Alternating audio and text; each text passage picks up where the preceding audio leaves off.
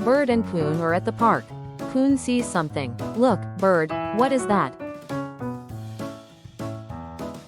It is a red kite. Oh no, a lost kite, says Bird. Whose kite is this? Coon says, let's find its owner. Bird agrees. Yes, let's go. Coon sees a small bird. The bird says, chirp, chirp. No, it's not the bird's kite. Bird asked a squirrel, hello squirrel, is this your kite? The squirrel says, no, and runs away. Then, they see a little girl named Ruby. She looks sad. Bird asked, why are you sad, Ruby? She replied, I lost my red kite. Coon smiles and said, don't worry Ruby, we found your red kite.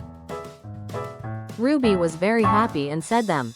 Thank you, Bird and Coon, you are good friends.